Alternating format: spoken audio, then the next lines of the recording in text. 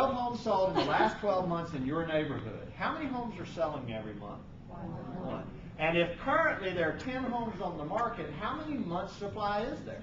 10 months. And when your house comes on the market, how many will there be? 11. Now you told me you needed to be in St. Louis in 90 days, right? Come on. Yes. So how would you like to position your house? Best value. The best value to do what? Sell it when? 30 days. Well, yeah, see, now we need to start backing up from when you want to move.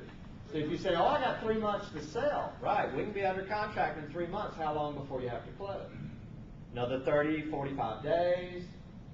See, if you want to be moved in 90 days, you better be under contract in 60 days.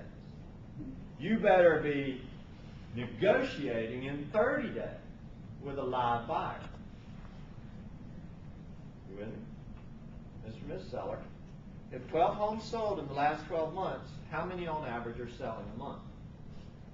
1. And if currently there are 10 on the market, how many months supply is it? 10. And if your house comes on the market, how many will there be?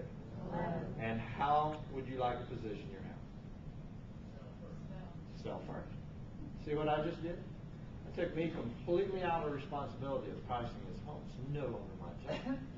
It's my job to give you enough information so that you can make the right decision. It's called absorption. Here's what we know. In talking to Dr. Lawrence Young, the chief economist for the National Association of Realtors, we know that a 6-month supply is a balanced marketplace. We know that less than a 6-month supply means there's not enough houses to fill demand. If you go back in history, the highest point of absorption in the United States was about 13 and a half months. This was back in the 70s. It coincided with interest rates in the high teens, low 20, 21. Some of you were around to see all that. It was a scary time. There was a 13-month supply. The lowest time of inventory in the United States occurred between 2000 and 2005, where we hovered around about a 4.5-month supply nationwide. Currently, we're sitting somewhere between 7 and 8. I'm going to say 7.5 months supply. We'll find out next week. Or this week, today.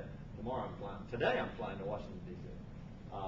We'll get the economic report from Dr. Young on Thursday of this week. I'll know exactly what we're looking at. Here's the deal. More than a 6-month supply means there's too much supply. And so it takes all the urgency out of the marketplace. Doesn't mean that homes are devaluing. It simply means the buyers have way more to choose from. Let me ask you a basic question. Be careful how you answer it. Was it a great time to buy a house between the year 2000 and 2005? Maybe. Let's rephrase that because y'all aren't brave enough to answer the question. Was it a great time to buy a house between 2000 and 2005? No. It was a terrible time to buy a house because you were competing with other buyers, multiple offers, houses were getting bid up above the marketplace.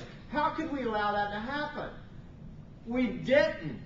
It's not our job to monitor the market. It's our job simply to monitor the market and advise our clients. And sellers were in the driver's seat.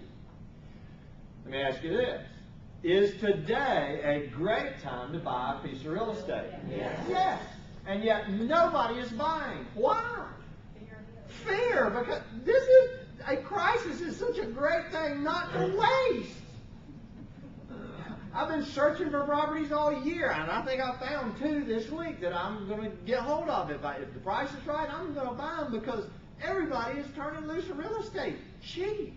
Here's the problem. They've got way too many sellers to compete with. Now, how many of you have listings? Everybody in the room. How many of you have listings that aren't being sold? Well, why? Too much selection. Something else is getting bought. Now, are houses being bought in the Charlotte market? Yes, they are. Why aren't yours? Because they're not positioned in the front of the market. Think about Walmart. If they had too many tennis balls, where would they put them to sell quickly?